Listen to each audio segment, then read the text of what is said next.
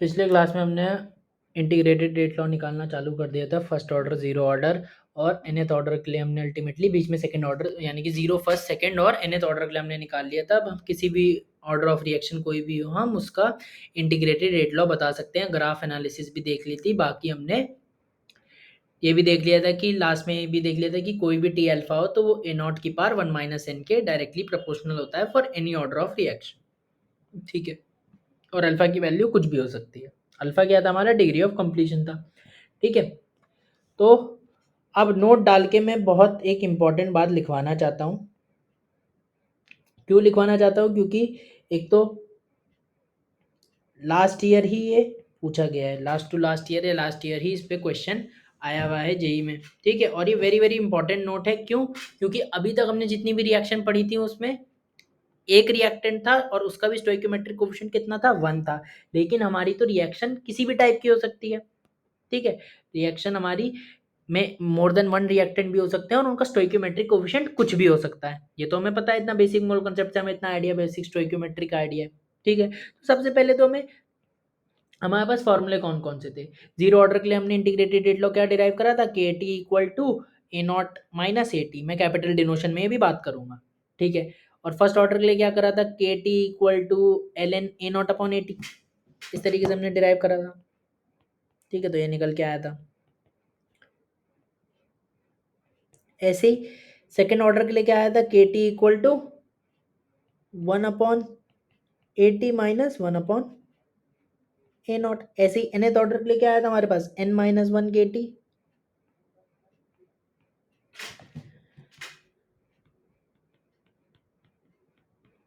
Equal to 1 upon A T की power n minus 1 minus 1 upon A nought की power n minus 1। तो ये हमारा nth ऑर्डर के लिए आया था। तो ये सभी जो हमारे फॉर्मूले हैं ये तो हमें शुद्ध रूप से याद होने चाहिए, इसका तो कोई तोड़ है ही नहीं। ये तो हमें याद करने हैं, याद कैसे होंगे, प्रैक्टिस के साथ होंगे। ठीक है, जीरो ऑर्डर फर्स्ट ऑर्डर ज़्यादा पूछी जाती है, बाकी के पूछे जाने के चांस थोड़े कम है, लेकिन याद तो हमें होने ही चाहिए। ठीक, तो ये सब फॉर्मूले तो हमें शुद्ध रूप से याद होने चाहिए। अब एक बात हमें पता है कि रिएक्शन अगर कोई हो रही है और इसमें रिएक्टेंट से प्रोडक्ट बन रहा है इस तरीके से, और मैंने इस एरो के ऊपर लिख दिया के, तो ये रेट कांस्टेंट कौन सा है? हमने तीन टाइप के रेट कांस्टेंट पढ़े, के आर, के डी और के ए। तो ये मैंने पहले ही बताया था कि अगर ऐसी एरो के ऊपर लिखा है तो ये कौन सा रेट कांस्टेंट है, ये हमारा के आर है। ये क्या है, के आर है। ठीक है, के आर, के आर क्या होता है हमारा, रेट कांस्टेंट ऑफ रिएक्शन। अच्छा, इन सभी फॉर्मूले में भी के है। इन सब हमारे ये जो हमने चारों फॉर्मूले पढ़े, इनमें भी फॉर्मूले बोलो इनको, इंटीग्रेटेड रेट लॉ बोलो, इंटीग्रेटेड रेट लॉ का आप क्या, इंटीग्रेटेड रेट लॉ के फॉर्मूले बोलो, किसी तरीके से कुछ भी बोल लो। ठीक है, तो ये जो हमने पढ़े इनमें भी सब में के है, ये भी रेट कांस्टेंट है। अब ये रेट कांस्टेंट कौन सा है? एक ये मिसकंसेप्शन बैठ जाता है, पता नहीं क्यों बैठ जाता है कि ये रेट कांस्टेंट ऑफ रिएक्शन है, but this is not rate constant of reaction, this is rate constant of disappearance of reactant. तो ये जो के है इन फॉर्मूले में, ये क्या है, ये है rate constant, this is very very important, disappearance of reactant. Especially JEE में इसमें बहुत क्वेश्चन आता है और साथ ही साथ अच्छे टेस्ट में भी ये क्वेश्चन मिलेगा आपको। कोई भी अच्छी कोचिंग की टेस्ट सीरीज होगी तो ये क्वेश्चन ज़रूर मिलने वाला है।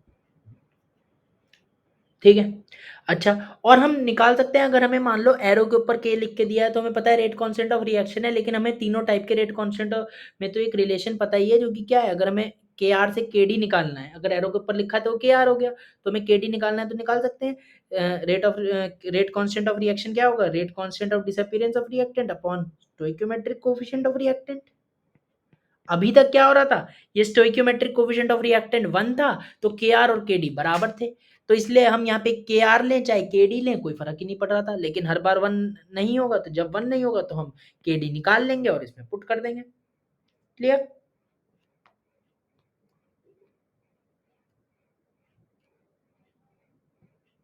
ठीक है, कोई दिक्कत? जल्दी रिस्पॉन्स।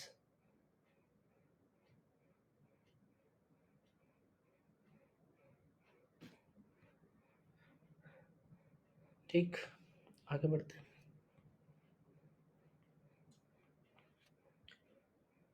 ठीक है, अब एक क्वेश्चन कर दो मेरी तसल्ली के लिए कि तुम्हें कुछ कुछ आता है। ठीक है, तो क्या कह रहे हैं, डिकम्पोजिशन ऑफ H2O2।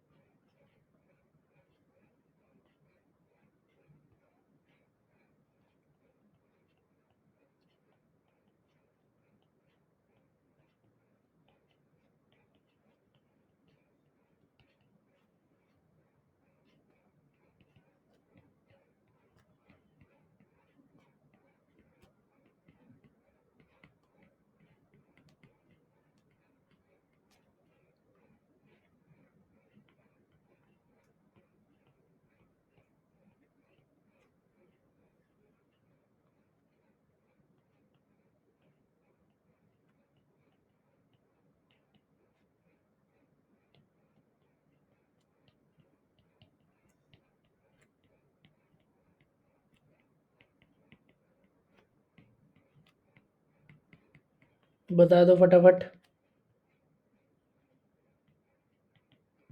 सॉल्व करने लग जाओ, ऑप्शन में दे रहा हूँ।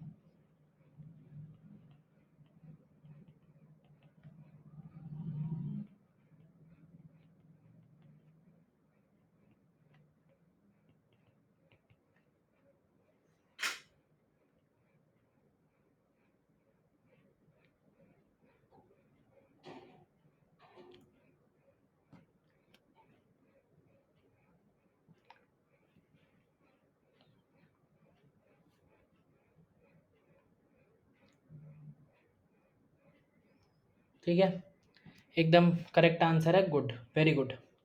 ठीक है, ऐसे ही क्वेश्चन टेस्ट में भी ठीक कर दिया करो बस, और मन खुश हो जाएगा। ठीक, तो क्या है, H2O2 की डिकम्पोजिशन हम पढ़ते हैं, मोल कंसेप्ट में भी पढ़ते हैं, रिडॉक्स में भी पढ़ते हैं, किस में टूट जाता है, H2 और O2 में टूट जाता है। ठीक है, अब इसको बैलेंस कर लेते हैं, बैलेंस कर लेंगे तो क्या, सिंपली यहाँ हाफ O2 कर दे। ठीक है, किसी भी तरीके से बैलेंस कर सकते हैं, उसको आप फर्क नहीं पड़ेगा, आप चाहो तो पूरे को 2 से मल्टीप्लाई करके भी लिख सकते हो, ट्वाइस ऑफ H2O2 से ट्वाइस ऑफ वाटर बन रहा है, प्लस एक O2 बन रहा है। ठीक है, वैसे भी कर सकते हो। अब अपने को तो क्या है, अपने को तो फर्स्ट ऑर्डर रिएक्शन दिया है, फर्स्ट ऑर्डर रिएक्शन दिया है, 50 मिनट में क्या हो रहा है, 50 मिनट में क्या कर रहा है, डिक्रीज कर रहा है 0.5 से 0.25, यानी कि सिंपली हम तो लगा ले फर्स्ट ऑर्डर रिएक्शन का, जो हमें पता है, क्या पता है, इंटीग्रेटेड रेट लो, यानी कि क्या है, के टी क्या है, 50 मिनट, 50 मिनट यानी कि equal to L N A naught upon A t, a naught कितना है, 0.5। ठीक है,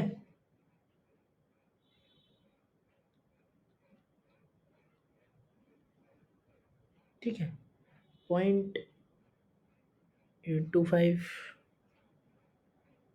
यार सॉरी, ये 0.125 था।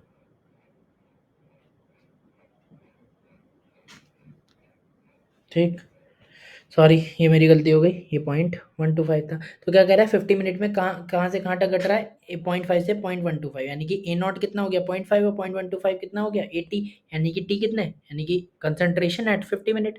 तो a naught upon A t कितना हो गया, 0.5 अपॉन 0.125। ठीक है, तो यहाँ से के कितना आ गया, सॉल्व कर लेते हैं, के आ जाएगा हमारा, इसको सॉल्व करेंगे तो कितना आएगा, 0.693 बाई 25। ठीक है, सॉल्व कर लेना, सिंपल सिंपल हो जाएगा वो, सिंप्लीफाई होकर। ठीक है, 0.693/25 मिनट इनवर्स। ठीक है, ये आ गया के। अब के आ गया तो हम क्या बताना है कि जब H2O2 की कंसेंट्रेशन 0.05 मोलर हो गई तो हमें रेट ऑफ फॉर्मेशन बताना है। ठीक है, हमें पता है कि rate law, differential rate law जो होता है वो क्या होता है, rate equal to rate constant into reactant की कंसेंट्रेशन, और रिएक्टेंट की कंसेंट्रेशन के पार में क्या, इसका ऑर्डर कितना है, 1 ही है। ठीक है, क्योंकि फर्स्ट ऑर्डर रिएक्शन है। ठीक है, अब इतना पता है कि जो रेट लेंगे वही रेट कांस्टेंट लेना पड़ेगा। अगर आपको रेट कांस्टेंट केडी लोगे तो इसका क्या आएगा, ये रेट भी क्या आएगा, आरओडी आएगा। ठीक है, तो अगर अगर मैं यहाँ पे इसको के डी लूँ, क्योंकि मुझे पता है कि इसमें इसमें इस वाले रिएक्शन में, यानी कि ये वाली जो इक्वेशन है k T equal to L N A naught upon A t में, इसमें जो के होता है क्या होता है, के डी होता है। इतना तो पता है, पहले बता दिया मैंने, अभी यही तो बताया अभी। तो एक के हमें के कौन सा मिला है, के डी मिला है, तो रेट भी कौन सा आएगा हमारा, आर ओ डी आएगा। इतना हमें आइडिया लग गया। तो रेट हमने कौन सा आएगा, आर ओ डी आएगा, और के कौन सा, के डी। ठीक है, ये बात भी पहले हो चुकी है। तो अब आप रेट ले लो, आपका क्या R O D of H2O2 कितना आ जाएगा, के डाल दो बस इसमें, 0.693/25। और H2O2 की कंसेंट्रेशन जब कितनी हो गई है, 0.05 मोलर, तो 0.05 से मल्टीप्लाई कर दो, तो कितना आ गया, molarity meter inverse, sorry molarity minute inverse. ठीक है, तो यहाँ से सॉल्व कर लोगे। ठीक है, सॉल्व नहीं भी करो, हमें तो R O D of H2O2 थोड़ी चाहिए, हमें तो क्या चाहिए, rate of formation of O2, यानी कि रेट ऑफ फॉर्मेशन मतलब rate of appearance of O2, और रेट ऑफ डिसअपीयरेंस और अपीयरेंस में हमें रिलेशन पता है, क्या हम लिख सकते हैं, rate of disappearance of H2O2 upon इसका स्टोइकियोमेट्रिक कोफिशिएंट जो कि कितना है, 1 है, equal to rate of appearance of O2 upon इसका स्टोइकियोमेट्रिक कोफिशिएंट कितना है, जो कि हमने हमारे वाले बैलेंसिंग में कितना है, हाफ है। तो rate of appearance of O2 कितना हो गया, या रेट ऑफ फॉर्मेशन एक ही बात है, वो तो हम आर ओ ए लिख के करते हैं। ठीक है, तो कितना हो गया, half of rate of disappearance of H2O2, और rate of disappearance of H2O2 में पता है कितनी है, 0.693/25 इंटू 0.05। ठीक है, ये कितना हो जाएगा, अब आप इसको सॉल्व करोगे, इसको आप लिख लो 5 × 10⁻², 5 × 10⁻², इसको इस तरीके से लिख लो। ठीक है, कि ऑप्शन उसी के आपको 10 की पावर में दिए हैं। ठीक है, अब इसको सिंपली सॉल्व करोगे, ये 5 और 25 कैंसिल आउट हो जाएगा, फिर 5 5 ज़ाय हो जाएगा, 5 2 ज़ा 10 हो जाएगा, ऊपर 10 की पावर -3 हो जाएगा। ठीक है, इसको आप फिर फाइनली किस तरीके से लिख सकते हो, 6.93 इंटू 10 की पावर -4। ठीक है, मोलैरिटी मिनट इनवर्स। ठीक, तो आंसर क्या आ गया, थर्ड ऑप्शन आ गया। बोलो, कोई दिक्कत। सिंपली हमें क्या दिया था, H2O2 फर्स्ट ऑर्डर रिएक्शन को फॉलो कर रहा है, तो हमने डिकम्पोजिशन ऑफ H2O2 लिख लिया। अब क्या निकाल लिया वहां से, रेट कांस्टेंट निकाल लिया। रेट कांस्टेंट निकाल लिया तो पता है क्या होता है, केडी होता है। ठीक है, केडी होता है, तो हमने इससे क्या, हम इससे निकाल सकते हैं, अगर हमें डिफरेंशियल रेट लॉ से हम निकाल सकते हैं, आरओडी निकाल सकते हैं, और आरओडी और आरओएफ में रिलेशन पता है हमें, या रेट ऑफ फॉर्मेशन क्या होती है, अपीयरेंस होती है, तो हमने उससे फिर रेट ऑफ अपीयरेंस निकाल लिया। ठीक है, लेकिन इस क्वेश्चन के लिए आपको ये पता होना चाहिए कि यहाँ पे के क्या है, के डी है, नहीं तो ये क्वेश्चन कभी भी सॉल्व नहीं होने वाला। ठीक, और ये क्वेश्चन ऐसे मैंने कोई अपने मन से नहीं कराया है कि मेरा मन करा, ये क्वेश्चन आया हुआ है। ठीक है, जेई मेन 2016 में आया हुआ है क्वेश्चन। ठीक है, 2016 में आया था, हाँ 2016 में आया था शायद। ठीक है, 16 होगा, नहीं तो 17 होगा, जो भी था 16 ही था शायद। ठीक, आगे समझ में, चलो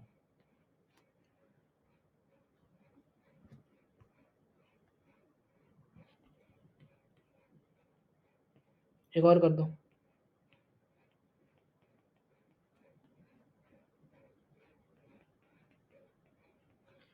फॉर अ रिएक्शन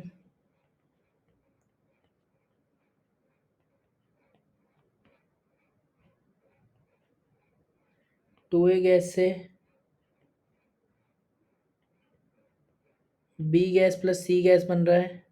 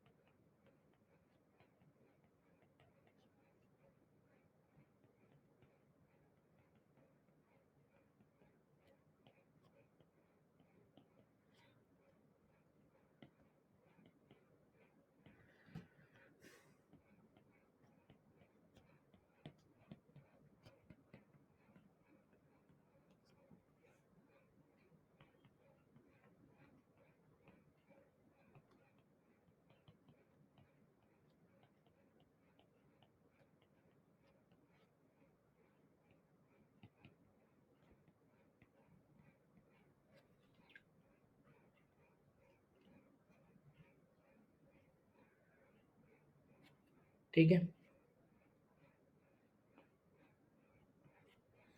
3C है।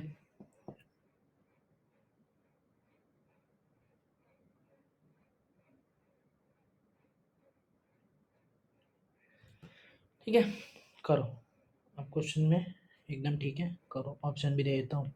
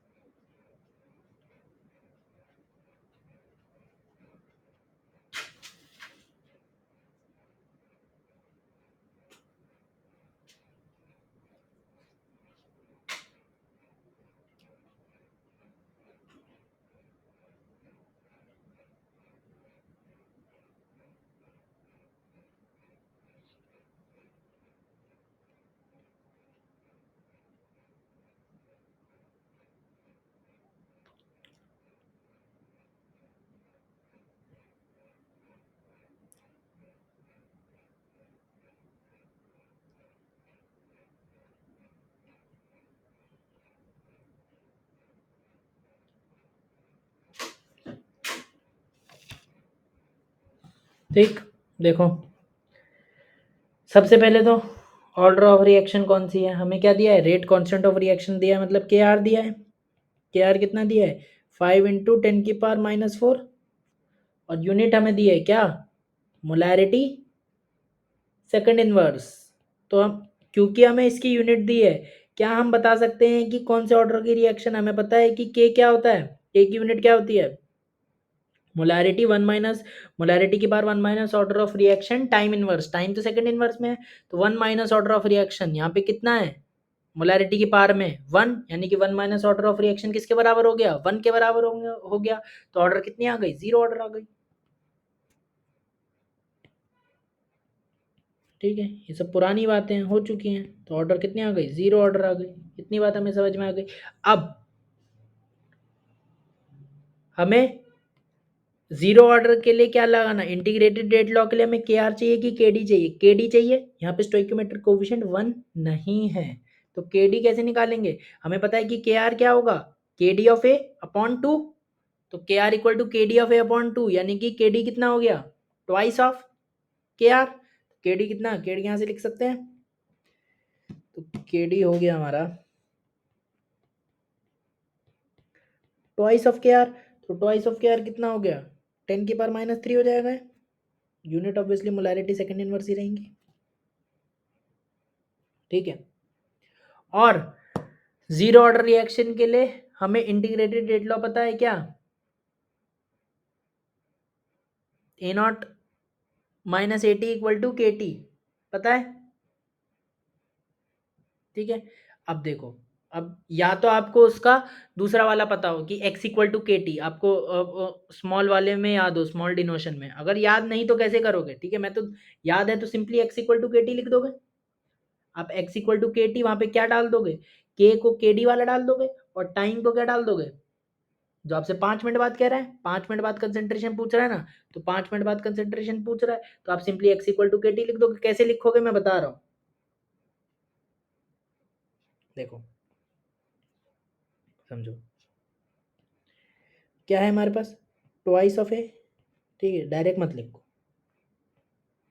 ठीक है, आप देख देख के करो एकदम तरीके से। ट्वाइस ऑफ ए से क्या बन रहा है आपका, B+3C बन रहा है। ठीक है, जब रिएक्शन चालू नहीं हुई थी तो कह रहा है हमसे, क्वेश्चन में कह रहा है, मैं खुद नहीं मान रहा हूँ, कि 2 मोलर ए था, ये बोल रहा है, और हमें कह रहा है किसी भी टाइम टी पे बताओ कितना हो जाएगा। पहले तो बताओ किसी भी टाइम टी पे होगा कितना, क्या 2 का कुछ हिस्सा टूटेगा, x, 2 में का कुछ हिस्सा टूटेगा, x, कुछ कंज्यूम हो जाएगा, x, ठीक है, और x कंज्यूम हुआ तो b कितना बनेगा, क्या ये स्टोइकोमेट्री से बता सकते हो। अगर 2 कंज्यूम होता है a का तो b कितना बनता है, 1 बनता है, और अगर 1 कंज्यूम होता है a का तो b कितना बनता है, हाफ बनता है, तो x कंज्यूम हुआ, एक कंज्यूम होने पे हाफ बनता है, तो x कंज्यूम होने पे कितना बनेगा, x/2, x/2 बन जाएगा। ऐसे ये कितना बन जाएगा, 3x/2 बन जाएगा। ठीक है, और इनिशियली जब लिए थे तब तो ये थे ही नहीं, जब t इक्वल टू 0 पे जब तो रिएक्शन हुई नहीं, तो सब सारा a ही था, b तो और c थे ही नहीं। ठीक, किसी भी टाइम t पे x कंज्यूम हुआ तो x/2 b बन गया और 3x/2 क्या बन गया, c बन गया। आपको पता है कि क्या मैंने लगाया, सिंपली लगाया है कि ये जो होते हैं इनके मोलर जो स्टोइक्योमेट्रिक कोफिशिएंट का रेशियो होता है हमें मोलर रेशियो देता है, सिंपल, ये बेसिक स्टोइक्योमेट्री है। ठीक है, और हमें क्या पता है, जीरो ऑर्डर के लिए इतना तो पता ही है, a nought minus A T equal to K T, कुछ नहीं तो इतनी तो बात पता ही है, A not minus A T equal to K T, ये बात हमें पता है। ठीक है, अब ये पता है ए नॉट मतलब इनिशियल कंसेंट्रेशन, ये भी पता है, तो इनिशियल कंसेंट्रेशन कितनी थी, 2 मोलर। ठीक है, 2 मोलर थी, और ए टी मतलब किसी भी टाइम टी पे कंसेंट्रेशन जो कि कितनी थी, 2 माइनस एक्स थी, ऊपर से ही लिख रहा हूं, इक्वल टू के टी। इसे सॉल्व करोगे तो क्या आ जाएगा, x equal to K T. ठीक है, याद होगा मैंने डिराइव भी यही कराया था, अगर नहीं याद तो कोई नहीं, लिख के कर लिया अब। ठीक है, याद नहीं रहता कोई कोई दिक्कत नहीं है। ठीक है, तो आप क्या x की वैल्यू निकाल सकते हो, k पता है, kd निकाल लिया है, तो k कौन सा लगता है, kd लगता है। देखो जब इसमें kd लगता था तो यहाँ भी तो kd ही लगेगा, कोई अलग बात थोड़ी हो, तो अलग अलग डिनोशन है बस। तो kd हमने निकाल लिया था, कितना था, 10⁻³ और हमसे पूछ क्या रहा है, किस टाइम पे पूछ रहा है, 5 मिनट पे पूछ रहा है, 5 मिनट पे तो कितना कंज्यूम हुआ हम निकाल लेंगे। ठीक है, तो 5 मिनट में यानी कि हम किस में, देखो अब के की यूनिट क्या है, के की यूनिट है molarity second inverse, molarity second inverse, तो 5 मिनट को सेकंड में कन्वर्ट करेंगे तो 5 × 60 हो जाएगा। ठीक है, तो ये हो गया, तो ये कितना आ गया, इतनी, ये आ गया 0.3 मोलर आ गया। ठीक है, अब x 0.3 मोलर आ गया तो c कितना बनेगा, 3x/2, c की कंसेंट्रेशन ही तो निकालनी है, तो c निकाल लिया 3x/2, यानी कि कितना 0.9/2, यानी कि 0.45। लिखने में समय ज़्यादा लगेगा, ओरली आंसर जल्दी आ रहा है, तो एग्ज़ाम में लिखो नहीं, अभी लिख लो, अभी लिखो, एग्ज़ाम में टाइम बचाना, अभी टाइम मत बचाओ ओरली करके। अगर आपका मेंटल लेवल उतना ज़्यादा है तो कोई बात नहीं, तो कर सकते हो, लेकिन अभी सही करने की पहली प्रायोरिटी डालो, धीरे धीरे तेज़ करने की। 3/2 इंटू 0.3 तो कितना हो गया, 0.45 मोलर। ठीक है, तो ऑप्शन कौन सा हो गया, सी। बोलो, के आर दिया था, के डी निकाल लिया, के डी निकालते ही क्योंकि स्टोइकोमेट्रिक कोफिशिएंट 1 नहीं होता, अब तो बात बता दी, अब तो ये बात हमेशा ध्यान रखना। ठीक है, उसके बाद जीरो ऑर्डर पता कर ली, यूनिट ऑफ के से, यूनिट ऑफ के से जीरो ऑर्डर पता कर ली, और आपको बताना है कि कितना कितना सी बनेगा आफ्टर 5 मिनट, क्या कंसंट्रेशन होगी, तो आपने सिंपल स्टोइक्योमेट्री से अमाउंट्स निकाल लिए, स्टोइक्योमेट्री से अमाउंट निकाल के जीरो ऑर्डर रिएक्शन का इंटीग्रेटेड रेट लॉस आपने कंज्यूम्ड अमाउंट निकाल लिया, कंज्यूम्ड अमाउंट से फिर आपने निकाल लिया कि कितना बनेगा, 3x/2 जो कि आ रहा है सी। बोलो,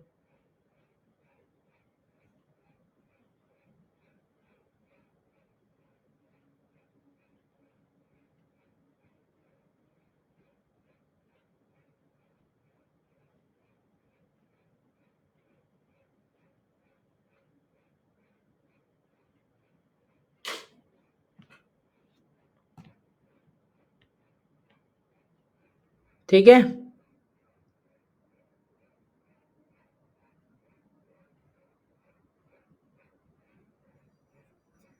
चलो आगे बढ़ते हैं, अगले टॉपिक अब स्टार्ट करते हैं जो कि है हमारा सूडो ऑर्डर रिएक्शन। ठीक है, और मजे की बात बताऊं तो एनसीईआरटी में तो वैसे basically pseudo first order reaction ही दिया है, लेकिन वो तो किसी भी ऑर्डर, तो ऐसे नहीं सूडो ऑर्डर खाली फर्स्ट ऑर्डर के लिए होती है, सूडो ऑर्डर तो किसी के लिए भी हो सकती है। सूडो ऑर्डर रिएक्शन तो एक जनरल टर्म है, सूडो मतलब होता है झूठा, फेक। ठीक है, तो क्या फेक है इसमें, देखते हैं। ठीक है, पहली बात तो इनसे दोनों तरीके की प्रॉब्लम बन सकती है, दोनों तरीके मतलब थ्योरेटिकल भी न्यूमेरिकल भी। ठीक है, और दूसरा इंपॉर्टेंट तो है ही है, एनसीईआरटी में तक दिया है, एनसीईआरटी में दिया है वो तो सब चीज़ें हमें कवर करनी है। ठीक है, तो नो डाउट ये चीज़ इंपॉर्टेंट है। जो केस सबसे ज़्यादा आता है वो मैं बता दूंगा, ये वाला केस आपका ज़्यादा आता है। ठीक है, पढ़ते अच्छे से। सबसे पहले क्या होती है सूडो ऑर्डर, ठीक है, उनसे पहले देखते हैं कि सूडो ऑर्डर कब कब एप्लीकेबल होगी। ठीक है, सूडो ऑर्डर रिएक्शन जो है हमारी,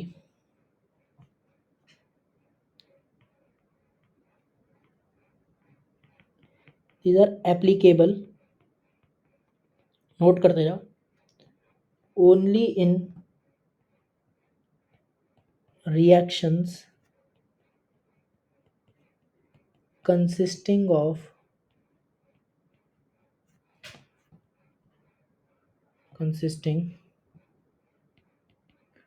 two or more reactants। ठीक है, तो मिनिमम 2 रिएक्टेंट्स होने चाहिए तभी सूडो ऑर्डर रिएक्शन का कंसेप्ट हमारा एप्लीकेबल है। जस्ट लाइक लिमिटिंग रिएजेंट वाला कॉन्सेप्ट था, कुछ कुछ अगर ध्यान हो, लिमिटिंग रिएजेंट वाला जो कॉन्सेप्ट था वो भी सिर्फ 2 रिएक्टेंट मिनिमम होने चाहिए थे तभी एप्लीकेबल था। तो इसी तरीके से सूडो ऑर्डर रिएक्शन वाला भी क्यों है, दो रिएक्टेंट के लिए मिनिमम क्यों 2 रिएक्टेंट चाहिए, ये बात समझ आ जाएगी। लेकिन पहली बात तो समझो कि मिनिमम 2 रिएक्टेंट होने चाहिए तभी ये एप्लीकेबल है। क्लियर? ठीक है, अब देखते हैं सूडो ऑर्डर रिएक्शन होती क्या है, एक पॉइंट लिखते हैं पहले तो इन रिएक्शन में होता क्या है, in such reaction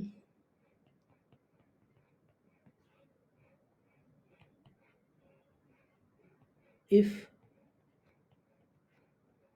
one of the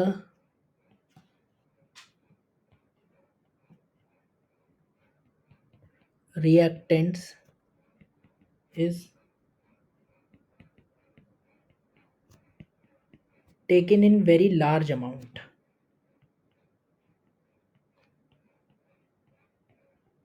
ठीक है, या आप जिसको क्वेश्चन मिलकर मिलता है एक्सेस, अपने एक्सेस में ले लिया, यानी कि वेरी लार्ज अमाउंट में आपने एक रिएक्टेंट ले लिया। ठीक है, इनिशियली कब, इनिशियली जब रिएक्शन शुरू कर रहे थे तब आपने एक रिएक्टेंट बहुत लार्ज अमाउंट में ले लिया, किसके कंपैरिजन में, with respect to other reactant. ठीक है, यही तो रिलेटिव बात है ना, कि आपने एक अमाउंट एक्सेस में ले लिया, किसके कंपैरिजन में, बाकी रिएक्टेंट के कंपैरिजन में। इस वजह से पहली बात तो 2 रिएक्टेंट होने चाहिए मिनिमम तभी कंपेयर कर सकते हो। ठीक है, ठीक है, लिखते लिखते कुछ कुछ समझे, बाकी अच्छे से समझेंगे, अभी एग्जाम्पल से भी करेंगे, चिंता मत करो। Then overall order of reaction is changed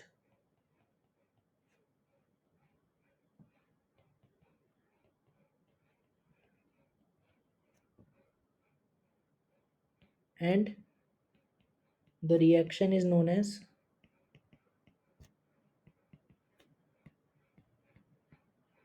obviously जो हेडिंग है हमारी सूडो ऑर्डर रिएक्शन। मतलब अगर 2 रिएक्टेंट हैं या 2 से ज़्यादा रिएक्टेंट हैं, एक रिएक्टेंट को हम बहुत ज़्यादा अमाउंट में ले लेते हैं with respect to other reactant, तो overall order of reaction change होता है। कैसे चेंज हो जाता है देखेंगे, और उस रिएक्शन को क्या बोलेंगे, सूडो ऑर्डर रिएक्शन बोलेंगे। ठीक है, ऑर्डर ऑफ रिएक्शन में एक बात लिखवाई थी अगर ध्यान हो, कि अगर हम रिएक्शन कंडीशन चेंज कर लें देन ऑर्डर ऑफ रिएक्शन में बी चेंज्ड। एक बात लिखवाई थी, लास्ट पॉइंट था ऑर्डर ऑफ रिएक्शन में जब मैंने ये बात लिखवाई थी, और उसमें बताया था, आगे समझ में आएगा। मतलब रिएक्शन कंडीशन क्या, अगर एक रिएक्टेंट को हम लार्ज अमाउंट में ले लें in comparison to other reactant, then उसकी ऑर्डर ऑफ रिएक्शन चेंज हो जाती है। ऑर्डर ऑफ रिएक्शन बोलने का मतलब ओवरऑल ऑर्डर ही है, और इस रिएक्शन को क्या बोलेंगे हम, सूडो ऑर्डर रिएक्शन बोलेंगे। ठीक है, तो अब हम समझते हैं जरा एग्जाम्पल से। ठीक है, ध्यान समझते हैं। ठीक है, तो सपोज मैंने एक एग्जांपल लिया फॉर, एक रिएक्शन कोई भी ले ली मैंने, A plus B changing into product. ठीक है, ऐसी कोई भी ले ली।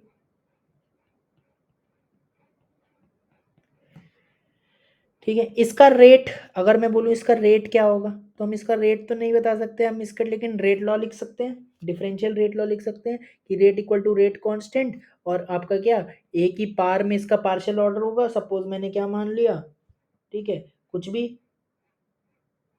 सपोज ए हो, ए मान लिया स्मॉल ए, और बी के पार में इसका पार्शियल ऑर्डर जो कि मैंने स्मॉल बी मान लिया, कुछ भी मान लिया, इस तरीके से कुछ भी मान सकता हूँ। ठीक है, हमें तो पता नहीं किस टाइप की एलिमेंट्री वेलिमेंट्री का तो कोई बोला बोला नहीं, तो इस तरीके से हम लिख देंगे। तो यहाँ से हम क्या, ऑर्डर क्या होगा इसका, ऑर्डर मतलब ओवरऑल ऑर्डर, तो ऑर्डर क्या होगा ए प्लस बी, इतना तो बता सकते हैं। ठीक है, अब टी इक्वल टू जीरो पे जब रिएक्शन शुरू कर रहे हैं, सपोज मैंने ए का एक, अब एक में, अब देखो इसको हम, तुम्हें पता है इसको हम अलग अलग तरीके से, सपोज मोल में ही बात करते हैं, मोल्स में ही बात कर सकते हैं, कंसंट्रेशन में ही बात कर सकते हैं, पार्शियल प्रेशर में ही बात कर सकते हैं, अगर ये गैसियस रिएक्शन है। तो मैं बोल रहा हूँ सपोज मैंने एक मोल लिया, एक मोल लिया ए का, बी का लिया 1.5 मोल। ठीक है, तो ए का लिया 1 मोल, बी का लिया 1.5 मोल। पहली बात तो बताओ, क्या दो रिएक्टेंट है तो सूडो ऑर्डर वाला लग सकता है, लग सकता है। अच्छा, अब बताओ ए का 1 मोल, बी का 1.5 मोल, तो क्या एक कंपेरेबल अमाउंट है या कोई एक्सेस में अमाउंट है? ऑब्वियसली कंपेरेबल है, एक्सेस में तो कोई नहीं है। तो जब कंपेरेबल अमाउंट है तो ऑर्डर कितना होगा, ए प्लस बी, जो होना चाहिए था वही होगा। ठीक है, ए और बी हमारे पार्शियल ऑर्डर हैं जो कि एक्सपेरिमेंटली आएंगे। ठीक है, हमें नहीं पता, लेकिन ऑर्डर ऑफ रिएक्शन कितना होगा, ए प्लस बी। ठीक है, तो कंपेरेबल लिए।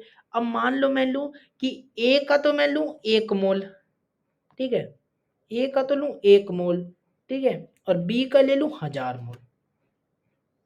ठीक है, तो यानी कि अब क्या कंपेरेबल है, अब कंपेरेबल नहीं है। अब एक एक्सेस में है, दो रिएक्टेंट है, एक एक्सेस में है, तो सूडो ऑर्डर रिएक्शन का ख्याल आएगा, तो मतलब overall order of reaction a plus b तो नहीं होगा, कुछ और होगा, ए प्लस बी नहीं होगा। ठीक है, इतनी बात आई समझ में। अच्छा, तो टी इक्वल टू टी पे क्या होगा, क्या ए, क्या वन में से कुछ एक्स कंज्यूम होगा। ठीक है, और मान लो ये बैलेंस रिएक्शन है, यानी कि इनका स्टोइकोमेट्रिक कोफिशिएंट 1 1 है, यानी कि एक कंज्यूम ये होता है तो एक कंज्यूम ये होगा। तो सपोज एक्स कंज्यूम हो रहा है ए का, तो बी का भी कितना कंज्यूम होगा, एक्स ही कंज्यूम होगा, 1000 माइनस एक्स हो जाएगा। ठीक है, कोई दिक्कत नहीं, कोई दिक्कत नहीं। और हमें पता है कि एक्स कितना होगा, एक्स क्या है हमारी, एक्स है हमारी कंसेंट्रेशन, या तो कंसेंट्रेशन हो सकती है, मोल हो सकता है।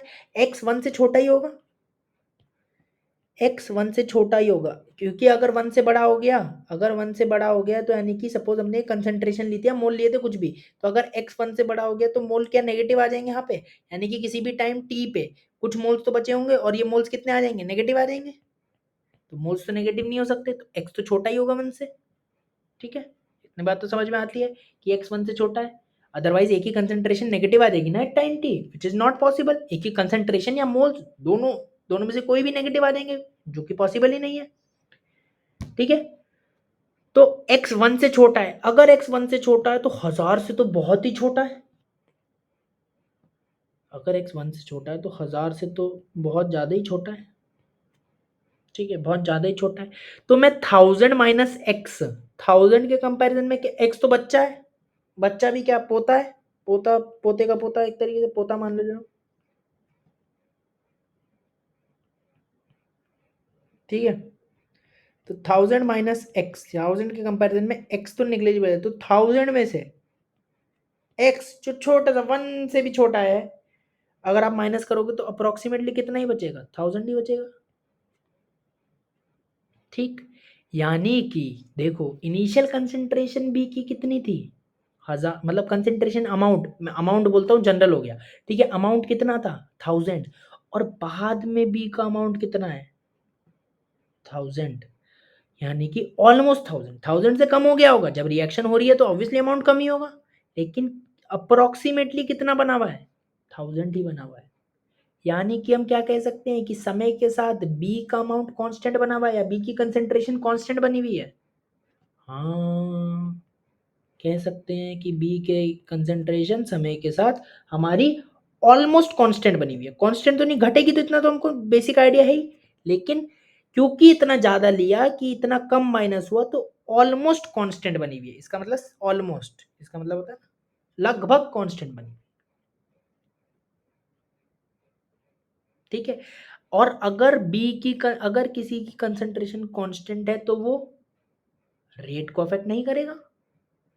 किसी की चीज की भी कंसंट्रेशन कांस्टेंट है तो वो रेट को अफेक्ट थोड़ी करता है। याद करो, अगर एक रिएक्टेंट होता है और अगर हम उसकी कंसंट्रेशन कांस्टेंट बनी हुई है तो वो रेट को थोड़ी अफेक्ट करेगी। ऐसी बात तो ठीक है, कोई दिक्कत नहीं है। ठीक है, और क्यों? देखो, इसकी कंसंट्रेशन कांस्टेंट है। ये बात समझ नहीं है, इसको देख लो। इसकी कंसंट्रेशन कांस्टेंट है। अब रेट क्या है? रेट के लिए ये फॉर्मूला लगाओगे। अच्छा, क्या पार्शियल ऑर्डर किसी रिएक्शन, किसी इस रिएक्टेंट का बी, जो कैपिटल बी रिएक्टेंट है, इसका पार्शियल ऑर्डर कांस्टेंट है, ठीक है, और कंसंट्रेशन भी इसकी कांस्टेंट है। तो कांस्टेंट की पार कांस्टेंट, क्या एक और कांस्टेंट आ गया? ठीक है। अब जब आप रेट में चेंज देखोगे तो आप दोनों को कंपेयर करोगे, एक इनिशियल एक फाइनल, तो कंपेयर करोगे, जब दोनों को डिवाइड करोगे तो ये चीज तो कांस्टेंट है, तो कट ही जाएगा ना, तो ये अफेक्ट कहाँ कर रहा है? सिंपल। अब हो गया क्लियर? तो किसी भी चीज की अगर कंसेंट्रेशन कांस्टेंट है तो वो रेट को अफेक्ट नहीं कर रही। ठीक है, तो हम रेट को क्या लिख सकते हैं? सो रेट क्या हो जाएगा हमारा? रेट को हम क्या लिख सकते हैं? के। ठीक है, और के नहीं, बेसिकली के नेट हो जाएगा। के नेट क्या होगा मैं बता रहा हूँ। के नेट इंटू ए की कंसेंट्रेशन, इसका पार्शियल ऑर्डर ए। ठीक है, इतने में कोई दिक्कत नहीं। अच्छा, अब हमारा था क्या? यानी कि रेट थी हमारे के। देखो रेट ठीक है, और ये आएगा, ये ठीक है, ये अफेक्ट नहीं कर रहा, यानी कि बी अफेक्ट नहीं कर रहा रेट को। ये बात भी समझ है। रेट कांस्टेंट भी एक रिएक्शन के लिए अगर टेम्परेचर और टेम्परेचर चेंज नहीं हो रहा, कैटलिस्ट यूज नहीं करा, तो रेट कांस्टेंट भी चेंज नहीं हो रहा, मतलब रेट कांस्टेंट भी कैसा बना हुआ है? एक रिएक्शन के लिए कांस्टेंट बना हुआ है, तो यानी कि ये भी रेट को अफेक्ट नहीं करेगा। फॉर अ पर्टिकुलर रिएक्शन बात कर रहा हूँ। ठीक है, अगर हम डिफरेंट रिएक्शन के लिए कंपेयर करते हैं तो more the value of K more will be the rate, लेकिन for a particular reaction if temperature is constant and there is no use of catalyst, then rate constant की value constant है तो affect नहीं कर रही। और B की concentration, यानी कि ये पूरी जो है बी की पार B small B, capital B की पार स्मॉल बी, ये भी कांस्टेंट है। तो क्या कांस्टेंट कांस्टेंट को मल्टीप्लाई कर देंगे तो एक और कांस्टेंट आ जाएगा, तो उसी को मल्टीप्लाई करके हमने लिख दिया के नेट। ठीक है, तो यहाँ पे तो अच्छा के नेट लिख दिया कांस्टेंट। अब ये जो के नेट है, ये हमारा क्या है? रेट कांस्टेंट इनटू बी की कंसंट्रेशन की पावर स्मॉल बी, यानी कि कांस्टेंट ही है, तो यानी कि के नेट भी अफेक्ट नहीं कर रहा रेट को। रेट को अफेक्ट कौन कर रहा है? खाली ये वाला पार्ट। ये वाला पार्ट अफेक्ट कर रहा है। इसकी ऑर्डर कितनी है? इसकी ऑर्डर है स्मॉल है। तो ओवरऑल ऑर्डर ऑफ रिएक्शन भी इसकी कितनी हो गई? ऑर्डर कितनी हो गई? स्मॉल है। और इसको क्या बोल दोगे आप? अब ऑर्डर यहाँ पे स्मॉल ए हो गई तो आप इसको बोल दोगे सूडो। ठीक है, देखो टर्म क्या देते हैं, जो ओवरऑल ऑर्डर आती है उसको बोल देते हैं उस तरीके से सूडो एथ ऑर्डर। ठीक है, अगर ये ऑर्डर यहाँ पे 1 आती तो सूडो फर्स्ट ऑर्डर हो जाती। ठीक है, ऑर्डर 2 आती तो सूडो सेकंड ऑर्डर रिएक्शन हो जाती, इस तरीके से। ठीक है, और ऑल्सो जो के नेट है वो कितना है हमारा, ये बता सकते हैं। जो के नेट है वो क्या है हमारा? जो हमारा ओरिजिनल रेट कॉन्स्टेंट था के इनटू मल्टीप्लाई किससे करेंगे? बी की कंसेंट्रेशन, इसकी पावर स्मॉल बी। ठीक, बताओ। अब मैं एक स्टेटमेंट लिखता हूं, फिर बताना समझ आया कि नहीं आया। ठीक है, इसी बात को जो मैंने आपको अभी एक्सप्लेन करा, ये स्टेटमेंट लिखता हूं, इससे और क्लियर हो जाएगा। ये साथ साथ लिखो। ठीक है, तो एक रिएक्टेंट एक्सेस में लिया तो सूडो ऑर्डर का कंसेप्ट दिमाग में आएगा। मिनिमम 2 रिएक्टेंट होने चाहिए, इतनी बात तो पहले ही हो गई थी। अब क्या लिखा? The excess reactant. अब जो रिएक्टेंट एक्सेस में लिया है डज नॉट चेंज। ठीक है, उसका क्या अमाउंट नहीं बदल रहा था। बी का 1000 लिया था तो 1000 ही बन रहा था। डज नॉट चेंज, चेंज तो करेगा लेकिन डज नॉट चेंज मच। ठीक है, मच ज़्यादा चेंज नहीं करेगा, घटेगा ही with time, but it won't change much. So does not affect rate significantly. Rate को अफेक्ट करेगा लेकिन इतना मामूली सा करेगा कि हम प्रैक्टिकल कैलकुलेशन में उसको काउंट नहीं करेंगे, तो सिग्निफिकेंट कोई इफेक्ट नहीं दिखेगा उसका। और ये हमने बात भी कर ली कि ऑलमोस्ट कांस्टेंट बना हुआ है, तो हमारा क्या हो जाएगा? इसका होना चाहिए था A plus B order of reaction, लेकिन है कितना? सिर्फ ए, तो इसको बोला सूडो एथ ऑर्डर। ठीक है, झूठा क्या? लग रहा था ए प्लस बी, लेकिन मतलब है भी ए प्लस बी, लेकिन जब एक रिएक्टेंट हमने एक्सेस में ले लिया तो तब कितना हो गया, तब हो गया ए। तो यही झूठा दिख रहा है, ठीक है। ए है नहीं, ए ऑर्डर ऑफ रिएक्शन है नहीं, है तो ए प्लस बी, लेकिन क्योंकि एक रिएक्टेंट एक्सेस में ले लिया और दो रिएक्टेंट थे मिनिमम, इस वजह से ये लग रहा है कि ए ऑर्डर है रिएक्शन। अब बोलो ये क्लियर हुआ कि नहीं हुआ?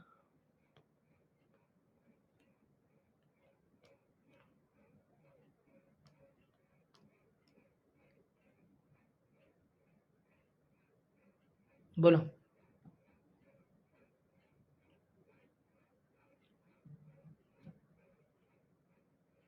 ठीक है, तो और समझते हैं, ठीक है।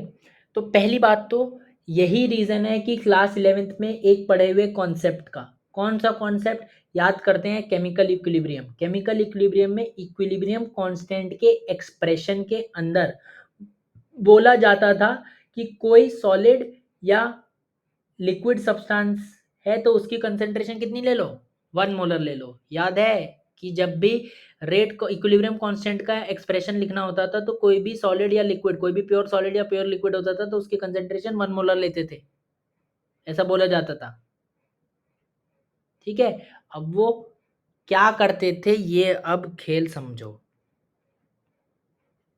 ठीक है। तो असल में क्या करते थे कि हमारा कोई इस तरीके से रिएक्शन है, a solid plus b suppose gas,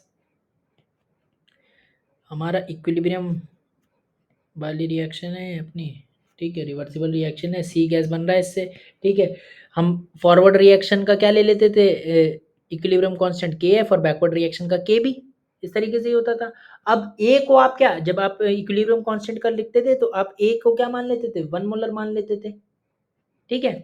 अब बेसिकली एक्चुअल में बताऊं ना तो क्या करते थे, 1 नहीं लेते थे, बल्कि लिखते ही नहीं थे, बल्कि ने प्योर सॉलिड और प्योर लिक्विड का लेते ही नहीं थे। वो तो 1 बोल दिया जाता था कि 1 ले लो, लेकिन वास्तविकता में 1 लेते ही नहीं थे, क्योंकि याद हो, अब देखो पुरानी चीज याद होनी चाहिए अच्छी चीज समझने के लिए, क्योंकि प्योर सॉलिड और प्योर लिक्विड जो होते हैं उनकी कंसंट्रेशन कांस्टेंट होती है। कंसंट्रेशन मतलब मोलैरिटी, मोलैरिटी जब पढ़ाया था तो बताया था कि प्योर सॉलिड और प्योर लिक्विड की कंसंट्रेशन जो आती है वो समय के साथ कांस्टेंट रहती है। Pure solid, pure liquid, pure gas, तीनों की कंसंट्रेशन निकालना बताया था, ठीक है, कि moles of gas upon volume of that substance. Suppose हमारा क्या, हमें प्योर सॉलिड की निकालनी है, ठीक है, प्योर सॉलिड की निकालनी है तो क्या, moles of that substance upon volume of that substance.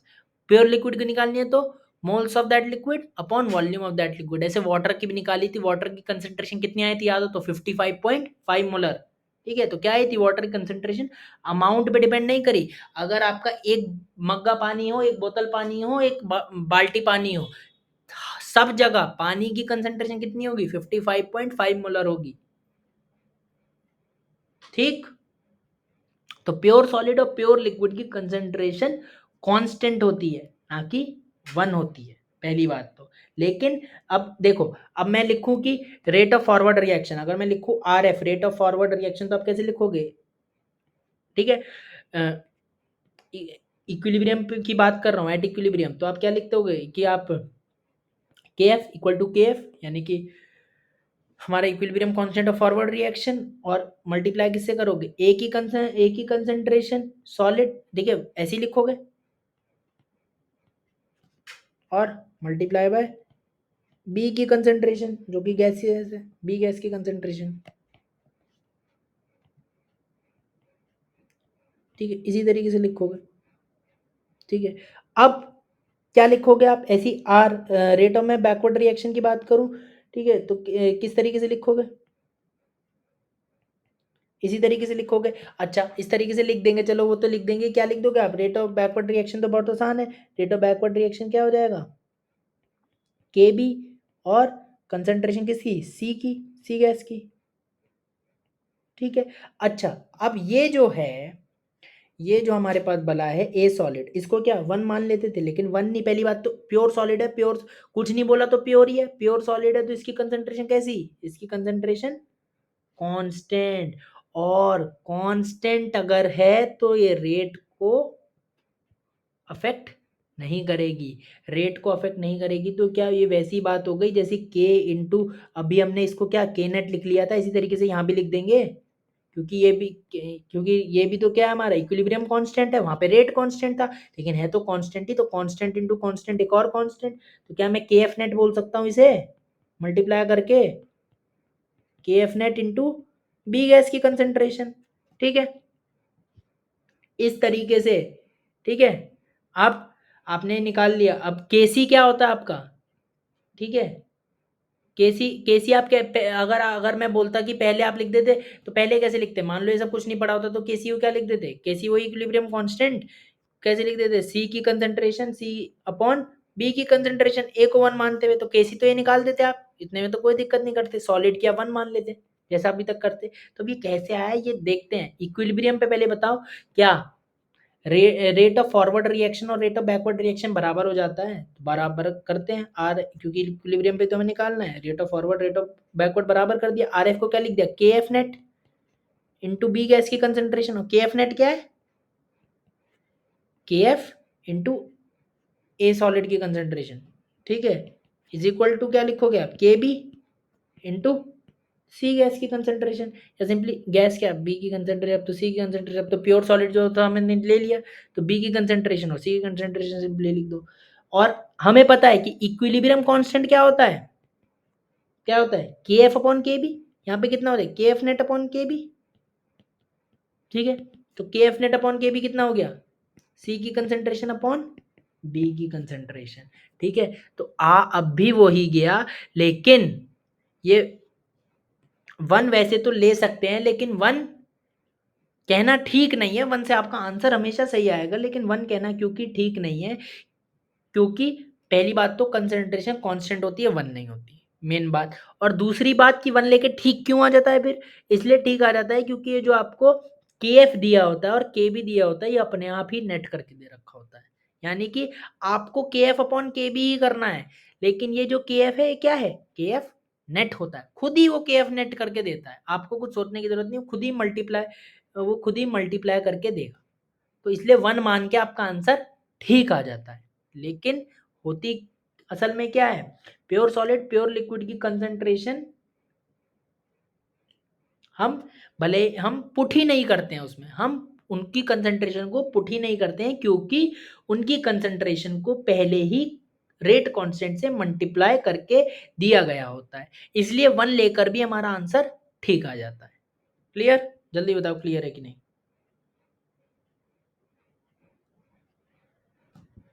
ठीक है, तो इस बात को अपने शब्दों में लिख लेना। ठीक है, इक्विलिब्रियम की बातें यहाँ नहीं लिखते हैं, तुम्हें लिखना हो तो इस बात को अपने शब्दों में आप लिख लेना, अपने नोट्स खराब नहीं करते हैं काइनेटिक्स वाले। ठीक, तो वापस आते हैं अब केमिकल काइनेटिक्स पे। तो मैंने तुम्हें एक बात समझा दी, अब मैं तुम्हें एक एग्जांपल से एक बार सूडो ऑर्डर रिएक्शन, जो हमारा एग्जांपल जो आता है, जो एनसीईआरटी में दिया हुआ है, उस एग्जांपल की बात कर रहा हूँ, जो कि है एसिडिक हाइड्रोलिसिस ऑफ एस्टर, जो कि एनसीईआरटी में दिया और जो कि हमारा पूछा भी यही जाता है। सपोज मैं कोई एक एस्टर का एग्जांपल ले लूँ, CH3COO C2H5, अब ये मत पूछना एस्टर हो गया, ये एस्टर कैसे हो गया, ठीक है, एक 12th में हो, इससे इतना तो आइडिया है ही। प्लस एसिडिक हाइड्रोलिसिस है, एसिडिक हाइड्रोलिसिस अगर हम कर रहे हैं तो हम एसिडिक हाइड्रोलिसिस जो करते हैं, एस्टर क्या होता है, एस्टर पहली बात तो लिक्विड होता है, ठीक है, और हम उसको क्या पानी में सोल्यूशन बनाते हैं तो एक्वस बन जाता है। ठीक है, क्योंकि हाइड्रोलिसिस कर रहे हैं, हाइड्रोलिसिस का मतलब क्या होता है, रिएक्शन विद वाटर, वाटर के साथ रिएक्शन करनी है, तो मतलब आपने इसमें एस्टर डाला फिर पानी डाला, तो एक तरीके से एस्टर का सोल्यूशन बन गया ना, तो एस्टर कैसा हो गया, एक्वस हो गया। ठीक है, ये हो गया। अब क्या बनेगा, हाइड्रोलिसिस करके आपको पता है एक तो क्या बनेगा, एसिटिक एसिड बनेगा, और साथ में इथेनॉल बन जाएगा। ठीक है, और ये भी क्योंकि पानी तो होगा ही उसमें, तो एक्वस ही बनेंगे। पानी तो इसमें है ही ना, पानी तो इसमें लिया ही है, वाटर तो मीडियम है, वाटर मीडियम भी प्रोवाइड कर रहा है और एक तरीके से रिएक्शन भी कर रहा है, तो एक्वस तो बनेगा ये सब। ठीक है, और एसिडिक हाइड्रोलिसिस है, तो एसिड का क्या काम है, acid will act as catalyst. कोई एसिड हमारा H प्लस, कोई भी एसिड H प्लस प्रोवाइड कर सकता है, it will act as catalyst, वो भी पानी में घुला होगा। ठीक है, तो ये जो हमारा H प्लस है एरो के ऊपर लिखते हैं तो कैटलिस्ट लिखते हैं एरो के ऊपर, इतना आइडिया है, और ये कैटलिस्ट की तरह काम कर रहा है। तो this is acidic hydrolysis of ester. सबसे पहले तो इतनी बात समझ में आए। अब इतनी बात अगर अपने को समझ में आती है तो पहली बात तो समझो एक्सपेरिमेंटली, पहली बात तो मैं बता रहा हूँ एक्सपेरिमेंटली जो है, ध्यान रखना एक्सपेरिमेंटली, इसका रेट लॉ, ठीक है, rate law, differential rate law की बात कर रहा हूँ तो क्या रेट क्या होगा, rate equal to rate constant. ठीक है, rate equal to rate constant. ठीक है, इसमें एस्टर, अब वो कोई भी एस्टर हो सकता है, तो मैंने एग्जांपल लिया एस्टर की कंसंट्रेशन और साथ में वाटर लिक्विड की कंसंट्रेशन और साथ में H प्लस की कंसंट्रेशन। H प्लस कौन सा, ये कैटलिस्ट वाला, और इसका ऑर्डर भी कितने आते हैं, इसके पार्शियल ऑर्डर भी सब 1 आते हैं। कैसे, एक्सपेरिमेंटली, पार्शियल ऑर्डर खुद थोड़ी आए ना, मेरे को खुद पता है ना तुमको खुद पता है, एक्सपेरिमेंटली आता है रेट लॉ।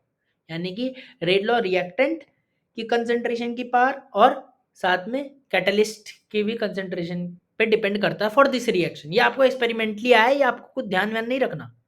ठीक है, लेकिन इस वाली रिएक्शन किसी और रिएक्शन के लिए आपको पता नहीं कि कैटलिस्ट की कंसंट्रेशन पे डिपेंड करेगा नहीं करेगा, लेकिन इसमें करता है। ठीक है, ये एक्सपेरिमेंटली आया। ठीक है, और कैटलिस्ट पे डिपेंड क्यों करा, क्योंकि कैटलिस्ट, पहली बात तो होता क्या है, पहले तो मुझे बताओ कैटलिस्ट होता क्या है। कैटलिस्ट क्या होता है, substance which increase rate of reaction without being consumed in the reaction, वही तो कैटलिस्ट होता है। ठीक है, अच्छा, तो कैटलिस्ट की रिएक्शन पे डिपेंड कर भी सकता है, नहीं भी कर सकता है, एक्सपेरिमेंटली आया कि डिपेंड कर रहा है। ठीक है, और इनके पार्शियल ऑर्डर भी आ गए 1। ठीक है, तो ओवरऑल ऑर्डर कितना हो गया, ओवरऑल ऑर्डर हो गया 3, 1 + 1 + 1 3, बिल्कुल ठीक, ओवरऑल ऑर्डर ऑफ रिएक्शन 3 होना चाहिए था। ठीक है, लेकिन यही बात है, 3 नहीं होता। अब 3 नहीं आया, 3 नहीं होता तो क्यों नहीं होता। ठीक है, अब देखो, वाटर क्या है, लिक्विड, इट इज लिक्विड, मतलब प्योर लिक्विड, प्योर लिक्विड है, और साथ में यानी कि इसकी कंसंट्रेशन क्या हो गई, कांस्टेंट हो गई, इसकी कंसंट्रेशन कांस्टेंट हो गई, प्योर लिक्विड इसकी 55.55 मोलर होती है इसकी कंसंट्रेशन, कंसंट्रेशन कांस्टेंट हो गई, साथ ही साथ ये सॉल्वेंट है, सॉल्वेंट है, सॉल्वेंट क्यों है, क्योंकि सब इसी में तो घुला, एस्टर इसी में घुला और फिर सब H प्लस भी इसी में घुला, और जो बाद में एसिडिक एसिड इथेनॉल बना वो भी इसमें घुले, तो यानी कि सॉल्वेंट है, एक्सेस में है तो कांस्टेंट है, दो तरीके से बता रहा हूँ, एक तो सॉल्वेंट है एक्सेस है कांस्टेंट है, दूसरा प्योर लिक्विड है तो कंसंट्रेशन कांस्टेंट है तो रेट पे इफेक्ट नहीं डालेगा। तो दोनों तरीके से आप सोच सकते हो, सपोज सॉल्वेंट वाला देख लो। ठीक है, सॉल्वेंट है तो एक्सेस होगा, क्योंकि सॉल्वेंट तो एक्सेस में ही लेते हैं सॉल्यूट से, तो ये कैसा है, कांस्टेंट, तो इसकी कंसंट्रेशन कैसी है, प्योर लिक्विड है, वैसे भी सोच लो कंसंट्रेशन कांस्टेंट है तो रेट को अफेक्ट नहीं करेगा। H प्लस, H प्लस क्या है, H प्लस है अपना कैटलिस्ट। ठीक है, कैटलिस्ट है तो इसकी भी कंसंट्रेशन कांस्टेंट बनी हुई है, क्यों बनी हुई है, क्योंकि कैटलिस्ट रिएक्शन में कंज्यूम थोड़ी होता है, इनिशियली रिएक्शन में पार्ट लिया और वापस लास्ट में H प्लस रीजनरेट हो गया, तो जैसा H प्लस शुरू में था रिएक्शन से वैसी बाद में भी है, तो ये भी तो इसकी, अगर रिएक्शन के बीच में मैकेनिज्म में यूज हुआ और फिर वापस से बन गया H प्लस, तो पूरी रिएक्शन के लिए बात करो तो कैटलिस्ट थोड़ी कंज्यूम हुआ, डेफिनेशन यही थी, substance which increase rate of reaction without being consumed in reaction. ठीक है, यानी कि अगर इसका एक्चुअल कंजम्पशन, कैटलिस्ट का एक्चुअल कंजम्पशन नहीं हो रहा, मतलब कैटलिस्ट का कंसंट्रेशन भी कांस्टेंट बना हुआ है। क्लियर, ठीक है, तो यानी कि ये रेट को अफेक्ट नहीं करेगा। ठीक है, तो यानी कि ये दोनों चीज रेट को अफेक्ट नहीं कर रही, तो आप इस बार क्या रेट को आप क्या लिख सकते हो, ठीक है, जैसे पहले लिख रहे थे वैसे ही लिख देंगे, रेट इक्वल टू के नेट। अब किसकी कंसंट्रेशन आ जाएगा, सिर्फ एस्टर की कंसंट्रेशन, एस्टर की कंसंट्रेशन की पावर 1। ठीक है, और के नेट क्या होगा, ठीक है, तो पहले बताओ कैसी ऑर्डर की रिएक्शन हो गई, इसकी ऑर्डर कितनी हो गई, इसकी ऑर्डर हो गई 1, और इसको क्या बोलेंगे, pseudo first order reaction, first order reaction, तो ऑर्डर आनी चाहिए थी 3 लेकिन आ रही है 1। ठीक है, तो कैसी हुई, सूडो फर्स्ट ऑर्डर रिएक्शन। ठीक है, के नेट होगा क्या, के नेट होगा के मल्टीप्लाई में वाटर की कंसेंट्रेशन और मल्टीप्लाई में H प्लस की कंसेंट्रेशन। ठीक है, इतना हम समझ सकते हैं। और इतना तो हम बोल ही सकते हैं कि वाटर की कंसेंट्रेशन तो कांस्टेंट है, पर H प्लस की थोड़ी कांस्टेंट है। H प्लस तो डिपेंड करता है हमने एसिड कौन सा लिया। ठीक है, तो के नेट हम क्या कह सकते हैं, डायरेक्टली प्रोपोर्शनल है H प्लस की कंसेंट्रेशन पे। H प्लस किससे आया है, कैटलिस्ट से आया है। यानी कि H प्लस कोई एसिड, कैटलिस्ट कोई एसिड होगा तभी वो H प्लस दे रहा होगा। तो के नेट की कंसेंट्रेशन किस पे डिपेंड कर रही है, कैटलिस्ट पे डिपेंड कर रही है। ठीक है, के नेट क्या हो गया, के इंटू वाटर की कंसेंट्रेशन इंटू H प्लस की कंसेंट्रेशन। तो मैंने वहां से क्या लिख लिया, k net is directly proportional to H plus की कंसेंट्रेशन। H प्लस कौन प्रोवाइड कर रहा है, कैटलिस्ट प्रोवाइड कर रहा है। क्यों लिख दिया, क्योंकि वाटर की कंसेंट्रेशन तो पहले ही पता है कांस्टेंट है और के भी कांस्टेंट है। तो हमारा काम, क्वेश्चन जो आते हैं इससे आते हैं। पहली बात तो कैसे आते हैं, अब मान लो बताओ मैं 1 मोलर HCl लूं, 1 मोलर HCl लूं तो वो H प्लस कितने प्रोवाइड करेगा, 1 मोलर प्रोवाइड करेगा। और 1 मोलर H2SO4 लूं तो वो H प्लस कितने प्रोवाइड करेगा, 2 मोलर प्रोवाइड करेगा। किससे, के ज्यादा होगा। दो अलग अलग एक्सपेरिमेंट में मैं रिएक्शन करा रहा हूँ, सेम हाइड्रोलिसिस ऑफ एस्टर है, सेम एस्टर है, सेम अल्कोहल बनेगा, सेम पानी है, सेम सब कुछ। बस एक में H प्लस की जगह मैंने लिया, एक जगह कैटलिस्ट लिया 1 मोलर HCl और दूसरी रिएक्शन में कैटलिस्ट लिया 1 मोलर H2SO4। जहां 1 मोलर HCl लिया वहां H प्लस कितना आया, 1 मोलर। और जहां 1 मोलर H2SO4 लिया वहां H प्लस कितना आया, 2 मोलर, क्योंकि एक H2SO4 2 मोल देता है। ठीक है, एक H2SO4 2 H प्लस देता है, तो 1 molar H2SO4 2 molar H plus देगा। तो 1 मोलर HCl यूज करने पे 1 मोलर H प्लस आया और 1 मोलर H2SO4 यूज करने पे 2 मोलर H प्लस आया। लेकिन लेकिन H प्लस किसने ज्यादा दिया, H2SO4 ने ज्यादा दिया। H2SO4 ने ज्यादा दिया तो यानी कि H प्लस की कंसेंट्रेशन जितनी ज्यादा उतनी के की वैल्यू, और के की वैल्यू जितनी ज्यादा उतनी ज्यादा रेट ऑफ रिएक्शन होगी। हम दो अलग अलग रिएक्शन को कंपेयर कर रहे हैं, एक में कैटलिस्ट है 1 मोलर HCl, एक में कैटलिस्ट है 1 मोलर H2SO4। तो दो अलग अलग रिएक्शन को कंपेयर कर रहे हो तो इसके लिए ये ज्यादा H2SO4 है तो मतलब ये मतलब सेम अमाउंट है दोनों का, लेकिन 1 मोलर H2SO4 ज्यादा H प्लस दे रहा है, 2 मोलर H प्लस दे रहा है, मतलब ज्यादा H प्लस दे रहा है। तो मतलब H2SO4 वाले के लिए के की वैल्यू ज्यादा है, यानी कि उसके लिए रेट ऑफ रिएक्शन ज्यादा। तो इस तरीके से कंपैरिजन वाले क्वेश्चन पूछ सकता है कि एक जगह 1 मोलर HCl लिया, एक जगह 1 मोलर H2SO4 लिया, तो आपका किसमें रेट ज्यादा होगा रिएक्शन का। तो आपको वहां पता होना चाहिए कि जो के नेट है वो किसके प्रोपोर्शनल है, H प्लस की कंसेंट्रेशन पे प्रोपोर्शनल है। और H प्लस कौन प्रोवाइड कर रहा है, कैटलिस्ट प्रोवाइड कर रहा है। बोलो, अब तो बात क्लियर हो गई होगी। ठीक है, तो acidic hydrolysis of ester is an example of pseudo first order reaction. ठीक है, लिख दूं क्या, acidic hydrolysis of ester, acidic hydrolysis of ester. ठीक, बताओ क्लियर हो गया। ठीक, तो चलो अभी के लिए इतना ही रखते हैं, इसके बाद आगे डिस्कस करेंगे। ठीक है।